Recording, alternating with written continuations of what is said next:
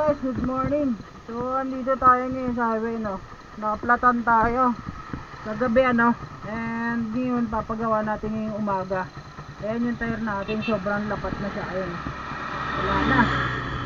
Talagang wala na siya, totally hangin, ano.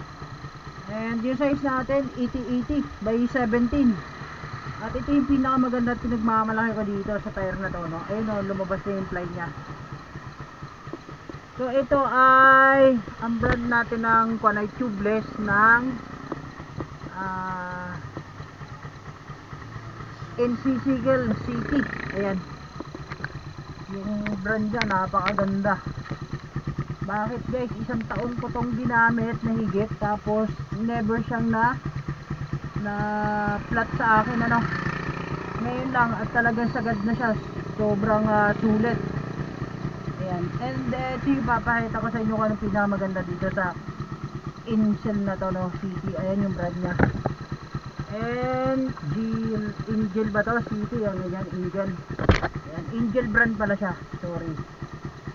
So ayan yung brand nya na tubeless 80 by 80. Ayan, by 17. Na 46S. Ayan. So ayan, lapat na siya, as in walang hangin yan guys, ha.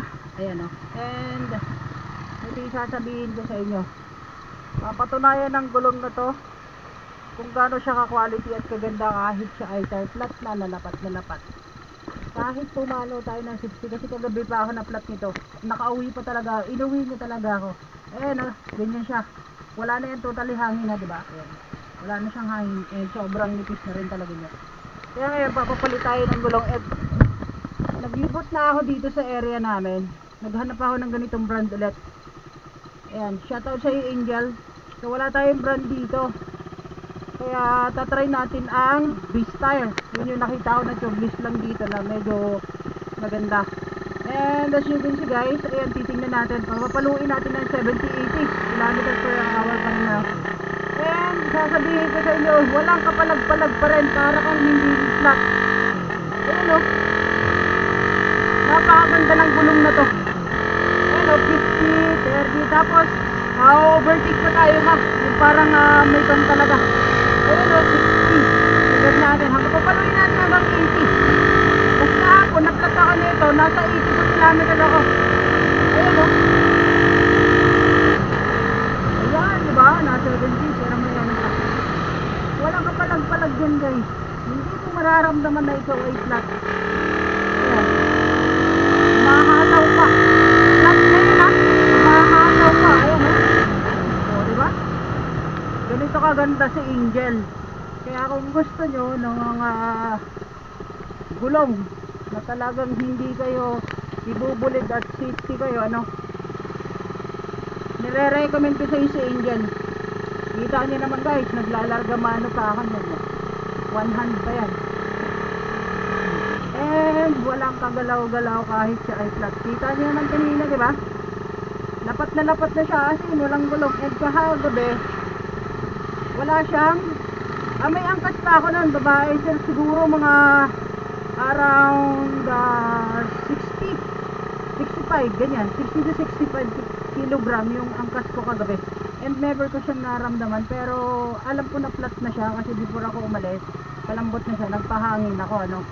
And nakita ko nga na may butas, pero since wala kaming choice kasi wala mapagpalitan kasi gabi na, so ayun, nirunning flat namin siya, magkaangkas kami, sobrang layo, siguro nasa anong tawag dito,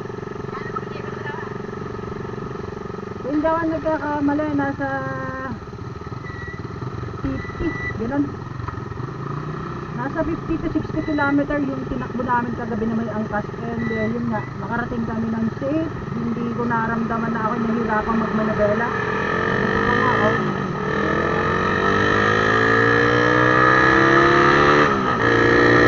Mahataw ka, akala mo hindi flat, no? Pero flat yan guys, diba? Ang ganda ng tire na to, kaya naisipan kong gawa ng review and i-vlog na yan.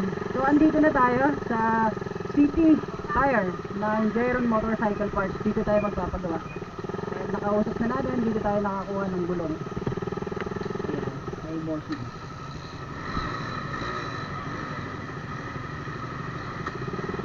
Gamitin na tayo.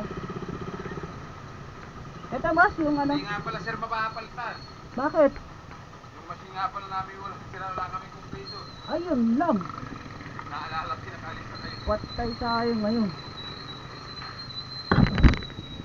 Ay magaling naman yata yung bata mo magpalit ng sungkit eh. Ano kaya? O may tama. At saka ano na siya. Sinusungkit kasi kaya nadadala magpaano sa Katanawan. Bali 3 tao yung nagpalit sa kanya nun. Hindi kinayang ko nun kasi compressor talaga.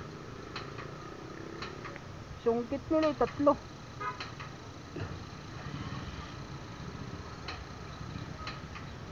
Ano kaya? Kaya? Wala na, sagad na siya, naplat siya kagabi. Ha? At tigas kasi yung angel niya siya eh. Dapat machine na ano mo may nagmamachine. Wala dyan kay Gerland eh. Wala din, hindi daw nagana yung machine nila dito. Hindi mo pupulayin na. Oo, nalubog. Oo, baka ano.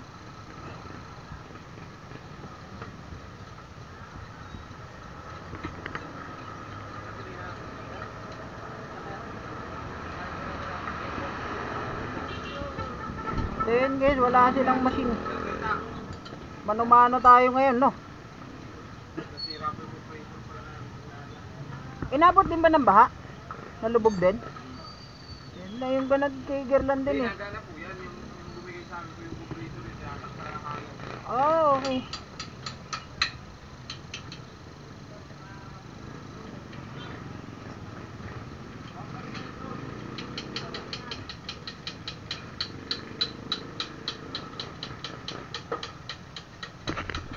At tigas pa naman yan.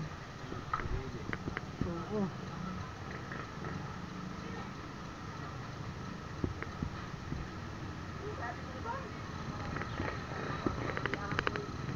Eh dito kaya boss meron kaya dong machine?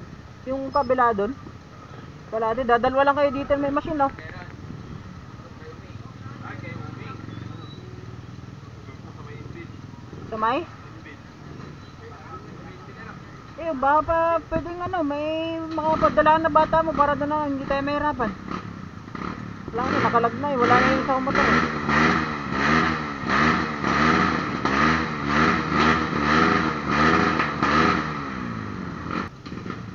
Tigas talaga eh, sa Katanawan talaga, iyak yung 3 eh.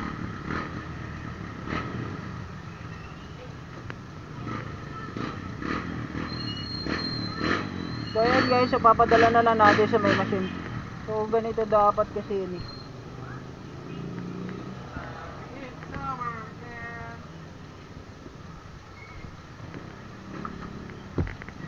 So ayan, ito yung beast tire natin.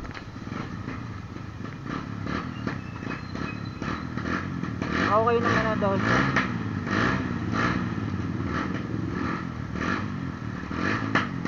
May marka pa ng nalubog eh no?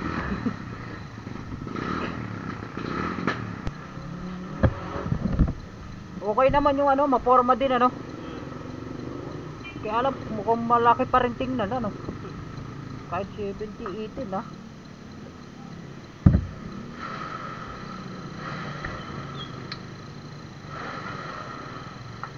Ganito pala yung tsura ng best parang din, Leo tire no? Pero at least tubeless naman na siya. At chinik mo yung guhit natin ng line. Pasok naman. Ayos. Minsan kasi tabingi.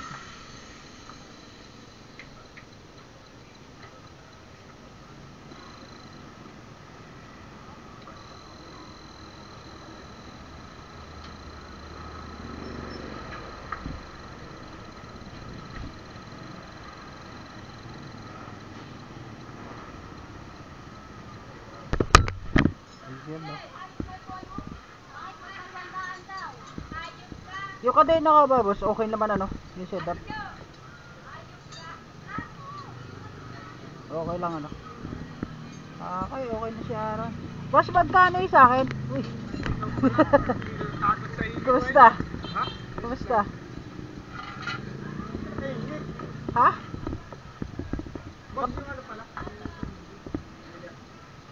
Guwapo ah. Ano yung bago mo? Sana all. Parang best friend na kayo ni Kyler ah. Tropa na ngayon. Magkano ba sa akin?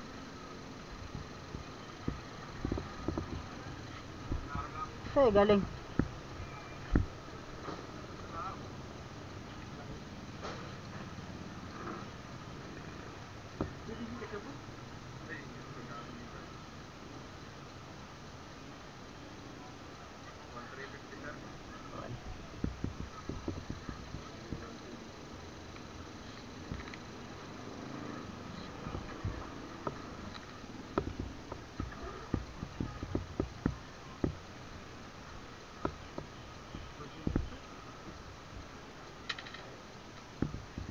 Okay, thank you.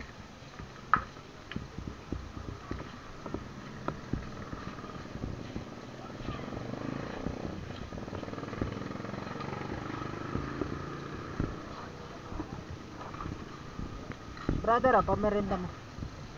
Sige.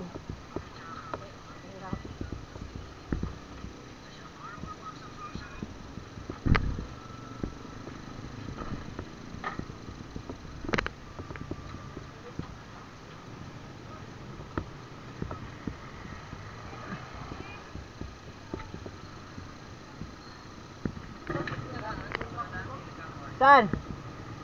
Pauna kayo?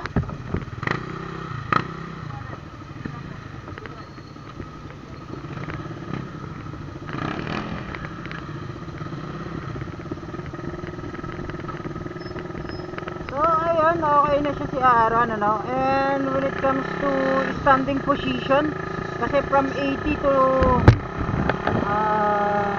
70-90, ano? 70-80. Kasi doon sa 80-80 natin by 17, medyo iswad siya and medyo sa lambaw tayo pag nag-iisa. Naramdaman ko siya noong mag-top speed ako dyan sa EDSA, ano? Nasa Cavite pa tayo. So sinubukan kong top speed siya and medyo sobrang dawid niya. Kaya sabi ko pag magpapapalit ako ng gulong ulit, bababa ako ng konti. Kasi yung panguna ko is 60-80, ano? Ngayon 70-80 naman tayo, kaya match na to. From 80-90 nag-down tayo from 70-80. And tatry naman natin ngayon yung kanyang performance, ano. Tawin natin dito sa may bandang dulo. Kasi yung sa standing position niya, medyo komportable na tayo. Okay, goods yung ating ano. Hindi na siya ganun kasubsob, hindi na rin siya ganun kadawig, ano. Pero yun nga, malalaman natin pag nag-top speed tayo kasi dun dumadawig siya. So, okay na, goods na siya. Nakuha na natin perfect na setup at combination natin sa tire, sa front tire at saka sa back tire, no? So, ayun. Ganda, sarap. Then, try natin mag-handling. So, okay naman yung handling natin, ano, and as you can see guys, makikita nyo siya, no? And as you can see guys, makikita nyo wala siyang handling, ano? Ayun yung kamay natin, and napakaganda niya. Ayan. Ang ganda na setup ng gulong natin, so tama-tama yung decision natin na mag-down tayo, kasi yun nga, medyo sobrang taas na kumpara dun. So, try natin top speed, ano? So, tayo ay naka second gear. Kaya, okay na yan. Very good na.